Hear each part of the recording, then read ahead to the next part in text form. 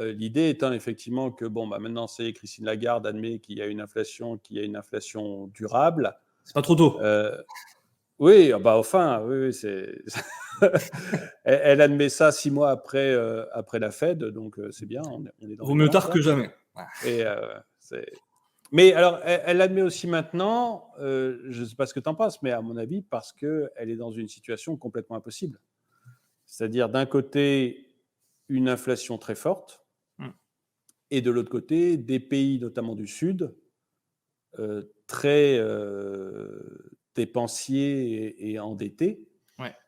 et donc un problème qui est, bah, comment je vais te laisser en parler, mais comment agir face à 2 obligations qui sont un peu contraires, quoi, qui Ouais. sont très contradictoires? Bah, effectivement, les pays du Sud, ce qu'on a appelé les pigs, hein, les petits cochons. Portugal, Italie, Grèce, Espagne. Et moi, je rajouterais bien le petit cochon français aussi, hein, Oui, ah oui, oui. parce qu'on est quand même, si je dis pas de bêtises, je crois qu'on est à 117 en endettement sur le PIB. Ouais. Bon, pour essayer de remettre les choses quand même dans leur contexte, on a eu un effet de, bah, le PIB a chuté, donc forcément mécaniquement, comme c'est, au numérateur, tu as la dette et au dénominateur, tu as le PIB. Si le PIB il chute, bah, forcément, ça fait gonfler, l'endettement.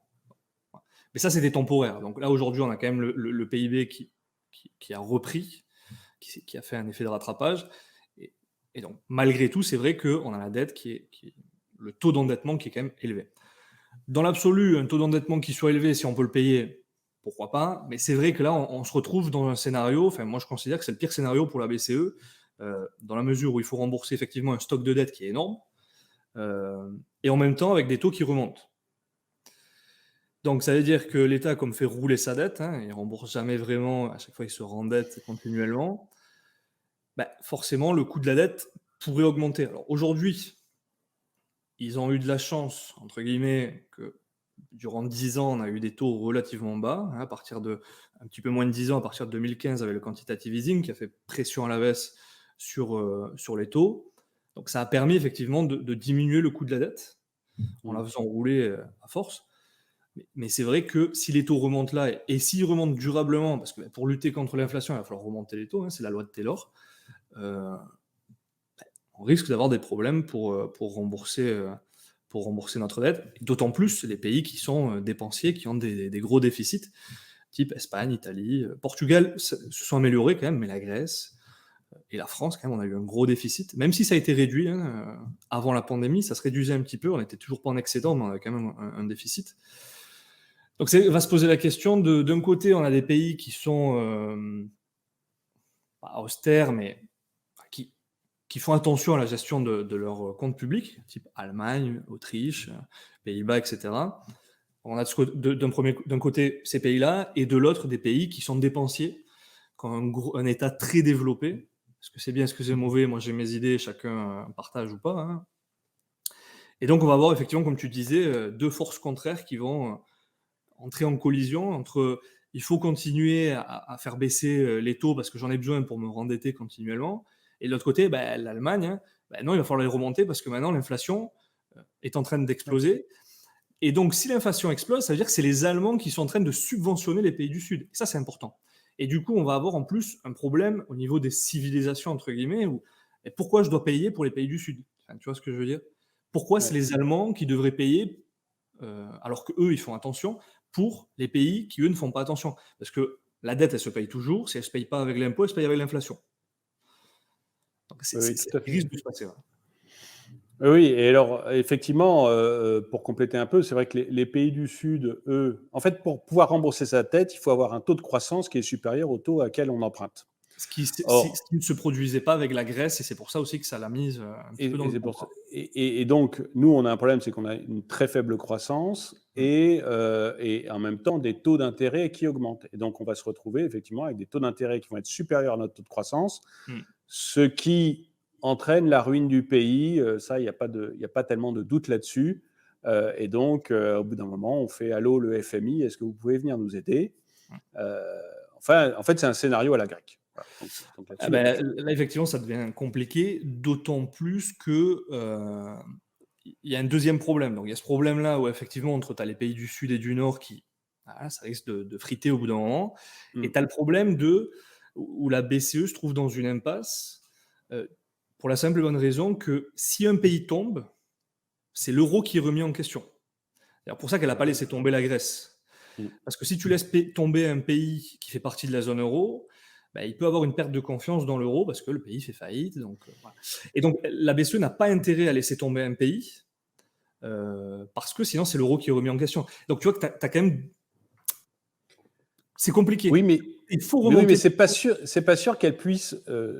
Parce que s'occuper de la Grèce, bon, c'est un petit pays. C'est pas, enfin, Ouais. je veux pas être méprisant, mais en PIB, c'est pas très lourd. Voilà. La France, c'est 10 fois la Grèce. C'est le deuxième pays Donc, de l'Union européenne, hein, donc donc forcément. c'est facile de sauver la Grèce. Mm. C'est quasiment impossible de sauver la France. Et Ouais. donc, il y a un risque gigantesque d'être, comme tu le disais, quoi, d'être obligé de dire on arrête l'euro parce que la France, on ne peut pas la sauver. Quoi. Et c'est un Avant vrai la problème. France, avant même la France, moi je pense qu'il y a d'abord l'Italie, la question de l'Italie qui est hyper endettée. Oui, Si je oui, dis oui. pas de bêtises à confirmer, je crois qu'ils sont à 155%. Oui, oui. Et tu le vois, à partir de 2015, quand ils ont mis en place le quantitative easing, tu n'avais plus d'investisseurs étrangers qui achetaient la dette italienne. Parce que Oui. le ratio performance-risque était trop faible pour acheter de l'obligation italienne, de la dette italienne. Et donc, en fait, tu te rends compte que c'est d'abord les banques nationales qui ont acheté la dette italienne pour ensuite la revendre à la BCE. Et en Mm. fait, bah, tu n'avais que des institutions publiques. La BCE, c'est quand même une institution publique. Les actionnaires, entre guillemets, de la BCE, c'est les États. Hein. Quand tu vois le capital, c'est les États. Et donc, bah, c'est la BCE qui détenait une grande partie Ouais. des obligations italiennes. Quoi. Donc, si l'Italie tombe, en plus, après, tu aurais un effet domino, potentiellement la France, Ah oui, l'Espagne. c'est une catastrophe. Et encore, l'Italie a un avantage pour nous, c'est que son budget est relativement bien géré. C'est-à-dire qu'elle a une vieille dette dont elle n'arrive pas à se séparer et qui est une catastrophe pour elle. Mais le reste, elle a une balance commerciale qui est bonne, elle a vraiment une bonne industrie. Enfin, Mm. euh, le reste, elle a des gros avantages, même par rapport à la France. Oui, Et ce c'est qui la sûr. gêne, c'est cette énorme dette dont il faudra bien faire un truc un jour. Et les taux Nous, qui on montent commence à avoir beaucoup beaucoup plus, de quand même. difficultés partout, quoi. C'est Ouais. ça le problème. Et elle a quand même des taux qui explosent. Hein. Quand elle se rapproche des 4%, tu dis, ça fait longtemps, ça, hein, Ah oui, 4%. ah oui, ah oui, 4%, c'est C'est gigantesque. Hein. énorme. Donc, effectivement, tu as le problème de Ouais, les pays du Nord qui ne veulent pas forcément subventionner les pays du Sud oui. et qu'il ne faut pas laisser tomber le pays parce que sinon, c'est l'euro qui est remis en question. Oui, oui, puis les pays du Nord, bah, vous avez une inflation. Alors, c'est comme en France, on le vit en France, les gens râlent. Il faut savoir on râle encore plus fort du côté de l'Allemagne parce que d'abord, l'inflation est encore plus forte qu'en France, mais en Ouais. plus, ils n'ont rien fait pour le mériter. C'est-à-dire que c'est plutôt des gens qui géraient bien leur argent, il n'y avait pas de problème. Et ils ont le souvenir des catastrophes qu'il y a eu En notamment dans les années 1923. 30 à cause d'une inflation très forte. Ouais. Et, Bon. et c'est vrai que là, la seule façon qu'on a de combattre l'inflation, même importée, hein, je suis en train de préparer une vidéo sur Paul Volcker. Okay. Donc, pour faire rapidement, c'est les années 80. On a une inflation très, très forte aux États-Unis. Et le discours, c'est un peu le discours qu'on a en Europe en ce moment. C'est-à-dire, non, mais c'est une inflation importée, ça compte pas, ça vient du pétrole. Il y a la guerre, parce qu'à l'époque, il y a aussi la guerre. Donc, il y a la guerre, l'inflation, elle vient du pétrole. C'est pas nous, c'est pas nous, c'est pas nous, c'est pas nous. Rien à voir avec le fait que la Banque centrale mette de l'argent à fond dans l'économie américaine, c'est pas nous. Puis à un moment, bon, à force de dire c'est pas nous, ils ont atteint 14% d'inflation. Et ils se disent, mais on arrive dans un scénario à l'allemande des années 30, il faut qu'on réagisse, sinon on va tous finir ruinés avec nos têtes au bout d'une pique. Donc à ce moment-là, ils débarquent l'ancien patron de la Fed et ils mettent Paul Volcker. Et Paul Volcker, il arrive, il dit, bah, l'inflation, il y a une façon de la combattre très simple, les taux d'intérêt. Mm. Et il monte les taux d'intérêt, et pas qu'un peu, on arrive à des taux d'intérêt de 20%. Quand vous empruntez à plus de 20% du coup. Alors du coup, plus personne n'emprunte. Les particuliers n'empruntent pas, bien sûr, les entreprises n'empruntent pas, et même l'État arrête d'emprunter parce qu'on est à des taux beaucoup, beaucoup trop élevés. Mm. Et l'inflation, elle s'effondre. Et elle passe de 14 à 3%, et pendant 40 ans, il n'y a plus d'inflation aux États-Unis. Enfin, il y a plus de grosses inflations aux États-Unis grâce à Paul Volcker, qui est considéré comme celui qui a sauvé quasiment le dollar. Et donc, on voit d'ailleurs à ce moment-là que le problème, c'est pas du tout l'inflation importée, le pétrole, parce que le pétrole, dans les années 80, il continue à augmenter, la guerre, elle continue à être là, mais en mettant des taux d'intérêt hyper hauts, on casse l'inflation complètement, parce que malheureusement, on casse l'économie. Et donc ça nous renvoie dans notre premier sujet, c'est-à-dire qu'au bout d'un moment, on n'a pas le choix que d'augmenter les taux d'intérêt très fortement, et malheureusement, on l'a vu avec Paul Volcker, ça arrête l'économie, et donc ça crée aussi du chômage, des entreprises qui s'écroulent. Il y a eu 3 millions de chômeurs de plus avec Paul Volcker. Il n'y a plus d'inflation, mais il y a eu 3 millions de chômeurs de plus. Et c'est probablement ce que voient des gens comme Ray Dalio, c'est-à-dire qu'on n'aura pas le choix, à un moment ou à un autre. Christine Lagarde a beau être française, elle n'aura pas le choix, il faudra être raisonnable, et donc elle sera obligée d'augmenter les taux fortement, quoi. Et effectivement, elle est dans le pire des scénarios, quoi. C'est ce que tu disais dans ta vidéo. Clairement, parce qu'on a connu une première crise de l'euro, on s'en est sorti, il y a eu des dégâts, mais on s'en est... Est-ce qu'on s'en est bien sorti ou mal? Bon, on a quand même survécu. Mais on n'était pas dans un scénario comme celui dans lequel on se trouve aujourd'hui, quoi. Donc, tu n'avais pas une inflation. Alors, on n'a pas atteint encore les niveaux d'hyperinflation, heureusement, et croisons les doigts pour pas l'atteindre. Mais c'est vrai qu'avec une inflation élevée, des taux d'intérêt qui sont au plus bas et des pays qui sont hyper endettés, c'est vrai que c'est compliqué de voir le bout du tunnel, quoi. Alors, on y arrivera, hein. Avec quel résultat? Ça, effectivement, la question se pose. Moi, j'ai malheureusement pas la réponse. Je pense que personne ne l'a. On sait que ça peut faire mal, et probablement que ça va faire mal. Donc, attendons et voyons, quoi. Après, c'est sûr que, effectivement, il y a eu le problème parce que, bon, durant le quantitative easing, entre 2015 et 2020 à peu près, hein, malgré tout, il n'y avait pas vraiment d'inflation, parce que le quantitative easing, d'ailleurs, la dernière vidéo que j'ai publiée, c'est ce que j'ai essayé d'expliquer, c'est le quantitative easing, son objectif, c'était surtout, c'est assouplissement quantitatif, c'est assouplir, faire pression à la baisse sur les taux, pour favoriser et faciliter l'endettement des États. Mais comme ces États, ils n'ont pas non plus, alors, il y avait des déficits, mais pas autant qu'avec la crise du Covid, on maintenait des taux d'inflation qui étaient relativement bas. Et certains même avaient peur de la déflation. Aujourd'hui, c'est vrai qu'on a eu une politique monétaire accommodante, mais il y a toujours deux entités. C'est-à-dire, il y a la politique monétaire, mais il y a aussi la politique budgétaire. Et donc, c'est vrai que la politique monétaire est accommodante, mais si derrière la politique budgétaire, elle n'est pas plus accommodante, je ne dis pas qu'elle ne l'est pas, je dis qu'elle n'est pas plus accommodante que ça, tu arrives à maîtriser. Mais là, effectivement, comme ils ont tellement dépensé, on le voit aux États-Unis, ils ont distribué des chèques, en France, les PGE, les aides. Attention, je ne suis pas en train de dire qu'il ne fallait pas faire des aides, hein. Loin de là, je ne suis pas en train de dire ça, je dis juste que forcément, c'est logique qu'avec de telles quantités dépensées dans l'économie, à la vélocité monétaire, forcément, plus avec une masse monétaire qui augmente, forcément, ça peut que provoquer de l'inflation. Et là, en plus, aujourd'hui, avec tous leurs boucliers, leurs aides qu'ils sont en train de mettre en place, est-ce que c'est bien, est-ce que c'est pas bien? Pour monsieur, madame, tout le monde, c'est très bien. Mais comme disait Frédéric Bastiat, il y a ce qu'on voit, il y a ce qu'on voit pas, et à terme, ça risque d'être plus pernicieux que l'effet recherché. Donc, les intentions, c'est bien, mais j'ai l'impression qu'ils ne se posent pas les questions à se dire quel sera le résultat. Ouais. Pour bien expliquer, en fait, l'idée, c'est qu'on a une inflation qui est forte parce que les États ont dépensé trop d'argent. Clairement. Et la réponse actuellement de l'État français, c'est de dépenser plus d'argent en donnant des aides aux gens. Et donc, là, c'est vraiment ça la réponse, hein. C'est-à-dire, soit si je plafonne le prix de... Alors, les loyers, j'ai fait une vidéo là-dessus, c'est autre chose, mais si je plafonne le prix de l'essence alors qu'il augmente ailleurs, ça veut dire que l'État paye la différence. Hein. Donc voilà, il faut bien qu'il paye avec quelque chose, quoi. Et à côté de ça, je donne des chèques alimentaires aux gens. J'arrive pas à me faire à ce nom, moi. Chèque alimentaire, pour moi, ça fait tiers-monde. Mais enfin, bon, tant pis. Hein, je fais... Non, mais c'est vrai, attends. Au Congo, tu attends à ce qu'on verse des chèques alimentaires à la population. En Europe, tu dis verser des chèques alimentaires à la population, mais où est-ce qu'on est arrivé, quoi. Mais bon. Mais bon. Non, mais c'est très personnel, mais ça m'énerve. Il vaut mieux en rigoler. Oui, voilà. Mais quand tu verses, du coup, comme le problème, donc pour reprendre, pour ne pas perdre tout le monde, l'inflation est due au fait que les États dépensent beaucoup trop, et la réponse, c'est on dépense encore plus pour aider les gens. Donc, en fait, ce que l'on fait probablement, je dis probablement parce que, comme disait Bastien, on ne le voit pas, mais on va le voir. Ce qu'on fait probablement, c'est qu'on fait gonfler en fait le problème. Pour le moment, il va éclater. Et donc, il éclatera beaucoup, beaucoup plus fort.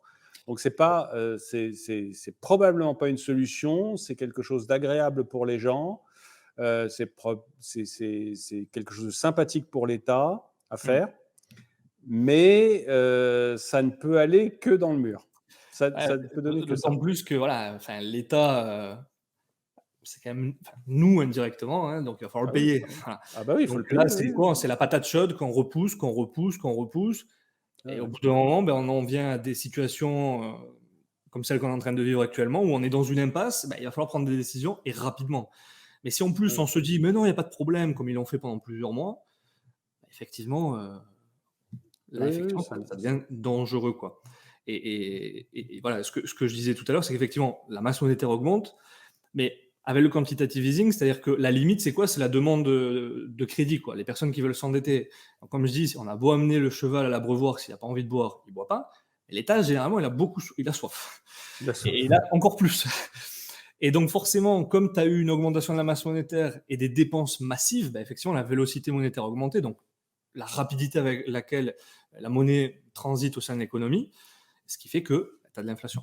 Ça s'ajoute après la guerre en Ukraine, le pétrole, etc. Mais ça vient après, donc c'est en plus. Et on nous dit non, l'inflation, c'est que la guerre en Ukraine et le pétrole. Non, c'est une partie. Mais l'inflation, elle est venue quand même avant la guerre en Ukraine, quoi. Donc, faut pas tout à fait. Mais moi, c'est pour ça que l'image des années 80 avec Paul Volcker, c'est vraiment ça. Non, c'est pas nous, c'est le problème du pétrole, le choc pétrolier, et puis la guerre au Vietnam.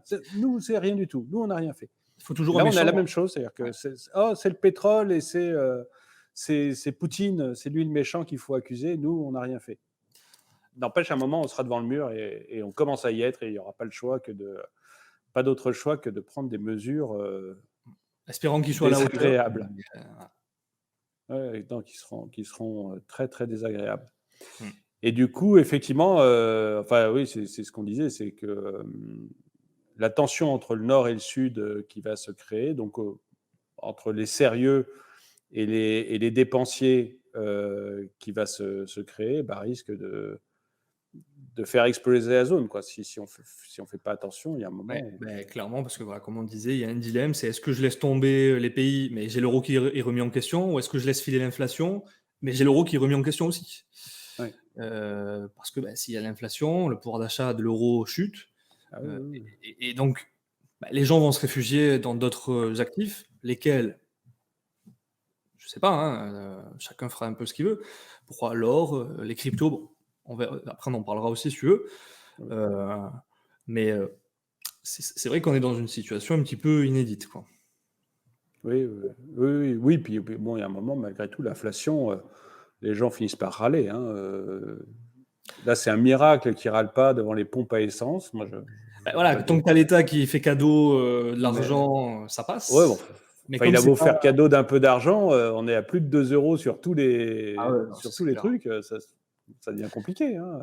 Le problème, c'est qu'après, tu tombes dans la démagogie et dans le populisme de ne vous inquiétez pas, il y a de l'inflation, mais c'est pas grave, on est là. Et tu le vois d'ailleurs, les Français, dès qu'il y a un problème, pas tous, heureusement, l'État, il faut qu'il intervienne pour résoudre le problème.